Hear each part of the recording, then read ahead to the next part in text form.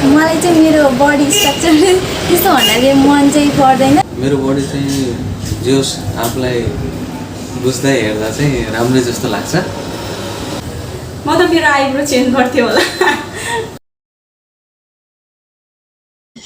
किशोरावस्था भनेको एउटा यस्तो संवेदनशील अवस्था हो जहाँ अब किशोर किशोरीहरूले आफूलाई अरूसँग चाहिँ कम्पेयर गर्ने गर्छ। अहिले प्रत्येक किशोर किशोरीहरूको हातमा चाहिँ मोबाइल छ है। मोबाइलमा हिरो हिरोइनको फोटोहरू देख्छ, मोडलहरूको फोटोहरू देख्छ अनि त्यसमा चाहिँ आफू पनि यस्तो भइदियो हुन्थ्यो है भनेर चाहिँ सोच्ने गर्छ कि।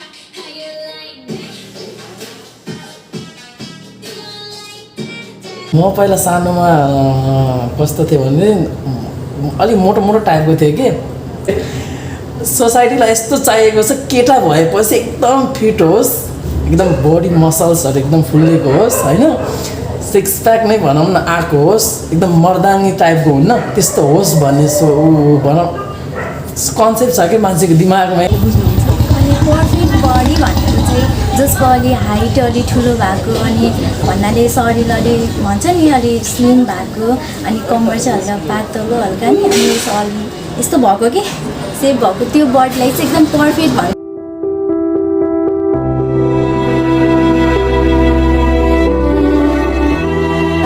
लाग्छ अब आफूलाई त राम्रो लाग्छ, अरूले त भन्नुहुन्छ हाइट छैन डल्ली भई भन्नुहुन्छ। तिन मलाई कसैको मतलब लाग्दैन, जे छु ठिक छु। इन्स्टाग्राम टिकटकहरूमा ट्रेन्ड चलेको थियो नि के अरे do not believe anything you see on social media वाला कि सोसियल मिडियामा पोस्ट गर्ने बेला सबै एडिट गरेर फोटोहरू मेकअप गरेर हुन्छ नि पोस्चर मिलाएर फोटोहरू खिचेको हुन्छ भनेर त्यो भर्सेसवाला फोटोहरू हेर्दा चाहिँ मलाई के रियलाइज भयो भन्दा यो इन्स्टाग्रामको मोडलहरू अनि फिल्मको हिरोइनहरू पनि त हामी जस्तै नर्मल मान्छेहरू जस्तो देख्दो रहेछ। उनीहरूको पनि त डार्क सर्कल्सहरू हुँदो रहेछ, उनीहरूकोमा पनि त एक्नेहरू फेसमा हुँदो रहेछ भन्ने कुरा चाहिँ रियलाइज भयो।